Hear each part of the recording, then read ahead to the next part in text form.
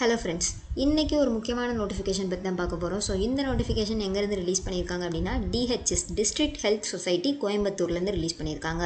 மாவட்ட நலவாழ்வு சங்கம் கோவை மாவட்டம்.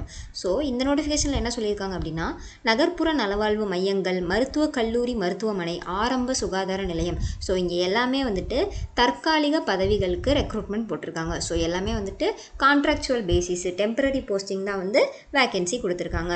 ஸோ வந்துட்டு இதுக்கான லாஸ்ட் டேட் பார்த்துக்கிட்டிங்க அப்படின்னா ஜூன் 13க்குள்ளே நீங்கள் இந்த வேலைக்கு அப்ளை பண்ணிடணும். என்னென்ன போஸ்ட்டு, என்னென்ன எஜுகேஷனல் குவாலிஃபிகேஷனு, சேலரி எவ்வளோ அப்படின்றது எல்லாமே இந்த டேப்லெட் காலமில் மென்ஷன் பண்ணியிருக்காங்க. ஃபஸ்ட்டு பார்த்துக்கிட்டிங்க அப்படின்னா ஹாஸ்பிட்டல் ஒர்க்கர் கேட்டிருக்காங்க, மருத்துவமனை பணியாளர். ஸோ இந்த ஜாப் லொக்கேஷன் எங்கே இருக்கும் அப்படின்னு பார்த்தீங்க அப்படின்னா கோயம்புத்தூர் கார்ப்பரேஷன் UHWCன்னு கொடுத்துருக்காங்க. அர்பன் ஹெல்த் அண்ட் வெல்னஸ் சென்டரில் தான் இருக்கும். ஸோ இந்த வேலைக்கு அப்ளை பண்ணணும்னு நினைக்கிறவங்க கண்டிப்பாக 8th பாஸ் பண்ணியிருக்கணும்னு சொல்லியிருக்காங்க. எழுத படிக்க தெரிந்திருக்க வேண்டும். அவங்களுக்கு பேசிக்காக லோக்கல் லாங்குவேஜ் வந்து தெரிஞ்சிருக்கணும்னு மென்ஷன் பண்ணியிருக்காங்க. ஸோ கான்ட்ராக்ட் பேசிஸில் எடுக்கிறதுனால மந்த்லி சேலரி பார்த்துக்கிட்டிங்க அப்படின்னா ₹8,500 இருக்கும்னு சொல்லியிருக்காங்க. ஏஜ் லிமிட் கொடுத்துருக்காங்க. கண்டிப்பாக 18 to 45 இயர்ஸ் இருக்கிறவங்க தான் இந்த வேலைக்கு அப்ளை பண்ணணும். நெக்ஸ்ட்டு பார்த்துக்கிட்டிங்க அப்படின்னா டென்டல் அசிஸ்டன்ட் கேட்டிருக்காங்க. டென்டல் அசிஸ்டன்ட் பொறுத்தவரை கவர்மெண்ட் பிரைமரி ஹெல்த் சென்டரில் வேகன்சி போட்டிருக்காங்க. ஸோ நீங்கள் 10ஆம் வகுப்பு தேர்ச்சி பெற்றிருக்க வேண்டும். 10th பாஸ் பண்ணி கண்டிப்பாக உங்களுக்கு டென்டல் அசிஸ்டண்ட்டாக 1 year எக்ஸ்பீரியன்ஸ் இருக்கணும்னு மென்ஷன் பண்ணியிருக்காங்க. சேலரி பொறுத்தளவுக்கு ஸ்டார்டிங் சேலரி 13,800 இருக்கும்னு சொல்லியிருக்காங்க. ஸோ 18 வயசுலேருந்து 35 வயசு வரைக்கும் இருக்கிறவங்க இந்த வேலைக்கு அப்ளை பண்ணலாம். தேர்ட் போஸ்டிங் பார்த்தீங்க அப்படின்னா டென்டல் டெக்னீஷியன் கொடுத்துருக்காங்க. டென்டல் டெக்னீஷியன் போஸ்ட் வந்துட்டு CM கோயம்புத்தூரில் தான் வந்துட்டு உங்களுக்கான வேகன்சி இருக்குது. ஸோ இதை பொறுத்தளவுக்கு நீங்கள் டிப்ளமோ இன் டென்டல் டெக்னாலஜியில் கண்டிப்பாக டிப்ளமோ முடிச்சிருக்கணும். அண்ட் தென் 2 years உங்களுக்கு டென்டல் டெக்னீஷியனாக ஒரு எக்ஸ்பீரியன்ஸ் இருக்கணும் அப்படின்றதையுமே மென்ஷன் பண்ணியிருக்காங்க.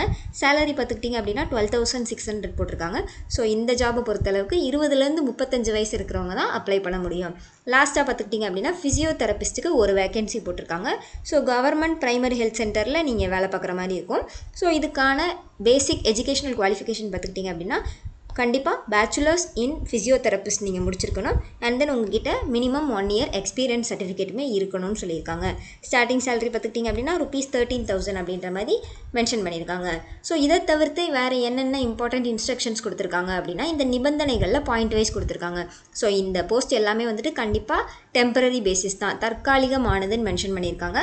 பணி நிரந்தரம் செய்யப்பட மாட்டாது. ஸோ எந்த ஒரு சிச்சுவேஷன்லேயுமே வந்துட்டு ஜாபை வந்து பர்மனெண்ட் பண்ண மாட்டாங்க அப்படின்றத தெளிவாக கொடுத்துருக்காங்க.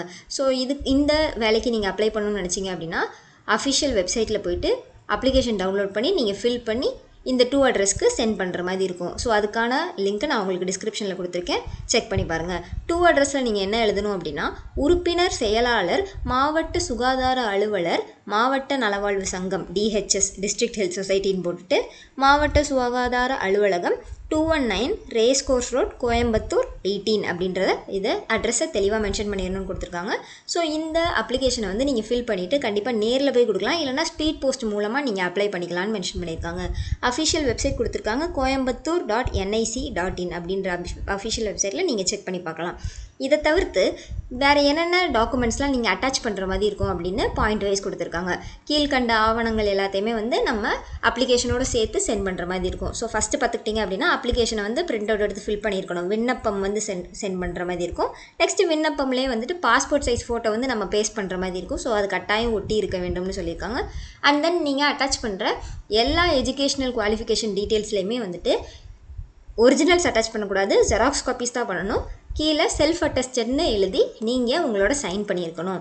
உங்களோட முழுமையான முகவரி, அலைபேசி எண் வந்து கட்டாயம் இருக்கணும்னு சொல்லியிருக்காங்க.